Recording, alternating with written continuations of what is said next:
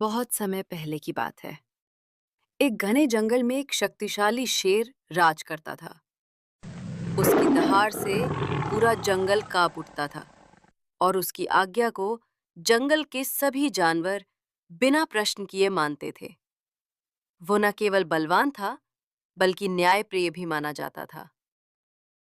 परंतु समय का चक्र ऐसा चला कि वो गंभीर रूप से बीमार पड़े आग की तरह फैल गई।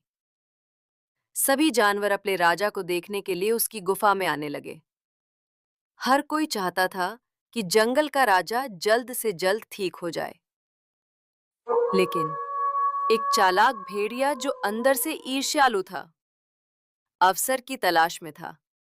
उसने देखा कि एक जानवर जो अक्सर राजा की सभा में अपनी चतुराई और बुद्धिमत्ता के लिए प्रशंसा पाता था, वो लोमड़ी अब तक शेर से मिलने नहीं आई थी। ये बात भेड़िए को मौका देने वाली लगी। उसने सोचा कि अगर वो लोमड़ी को शेर की नजर में गिरा दे तो उसका दबदबा बढ़ सकता है।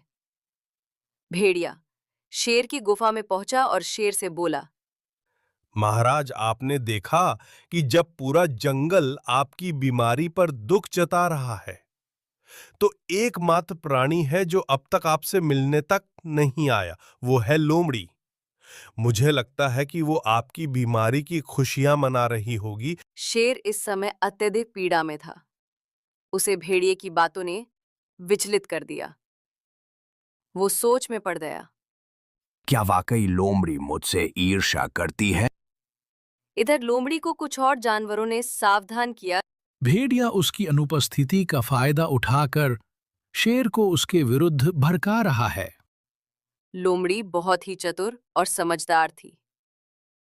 उसने परिस्थिति को समझा और बिना समय गवाए अगले दिन शेर की गुफा में पहुंची।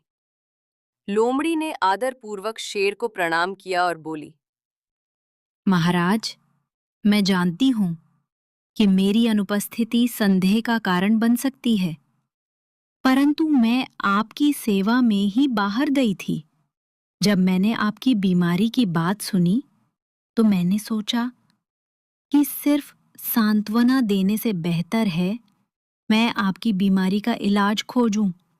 मैं बहुत दूर जंगलों में गई, पहाड़ियों और साधु संतों से मिली और अंततः मुझे एक विचित्र पर प्रभावशाली उपाय मिला। क्या उपाय है वो?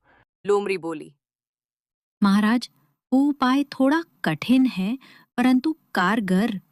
कहा गया है कि यदि एक जीवित भेड़िए को जलाया जाए और उसकी खाल को महाराज अपने शरीर पर ओढ़ लें, तो उनकी गर्मी से आपकी सारी बीमारी दूर हो जाएगी।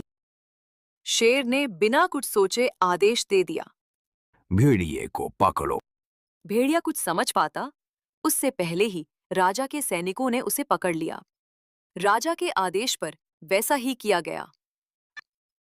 दूसरों के लिए गड्ढा खोदने वाला अक्सर खुद उसमें गिरता है। लोमड़ी ने अपनी बुद्धिमत्ता और धैर्य से न केवल अपनी जान बचाई, बल्कि झूठ और षड्यंत्र रचने वाले भेड़िए को भी उचित दंड दिलवाया।